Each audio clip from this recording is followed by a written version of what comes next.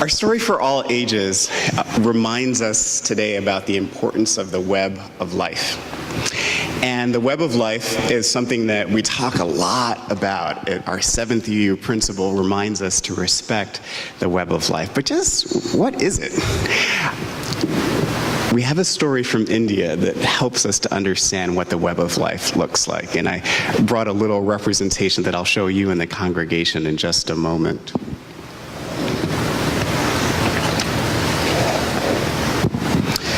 So in ancient India and in current India, there are beliefs in many, many different gods. In fact, in the Hindu religion, there are 330 million gods and goddesses. It's a lot to keep track of. One of the most important ones is Indra, and that's the god of heaven. And what Indra does is Indra is in charge of this massive web. It almost looks like a spider web. And intricate and detailed as it is lovely. And this right here is a representation of the web of Indra. And Indra's web is really special because there are some jewels on it. Do you see the jewels that are on the web? We have 13 jewels, but on Indra's web, there are an infinite number of jewels. And each of these jewels that are on the net, that are on Indra's net, represents a life form, whether it's a person, an animal, a plant, is represented by each one of these jewels. Now, Jules, could you help me hold this? Very conveniently named. So on the web of life, each one of these nodes, these are called nodes, these intersections where the web lives, represents a person, an animal, or a plant. Now, if you damage one of the nodes, what do you think happens? If you cut one of the strands, what do you think happens? The web falls apart. Now, it may not fall apart immediately. Let's test it out. Oh, it's a massive hole that's created by this web.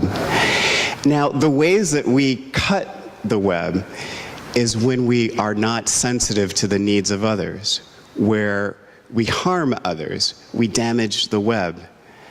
Not only do we damage it for ourselves, but look at how big a hole is created by this snap. In the same way, when we do acts of kindness, when we take care of each other and we take care of the earth, we can kind of begin to put the web back together. We can repair the damage that is sometimes done when we are not kind or when we harm. So Indra's web reminds us of the importance and the interconnectedness. We are all connected to each other in this web. Each one of these jewels represents a person, a life form. And whenever we are kind, we rebuild the web. We make it stronger than it was before. Now, today we have a very, very special guest with us, Reverend Mark, who's visiting with us from the Unitarian Universalist Church in Kampala, Uganda, which is in Africa.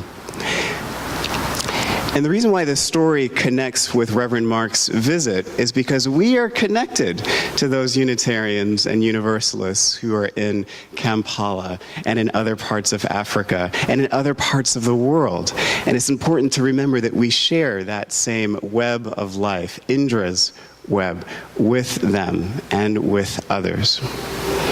So in our lesson today, we're going to go out into the grove and learn about our connection to bees.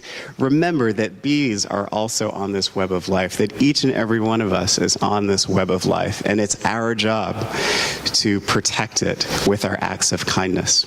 Can you remember that? All right.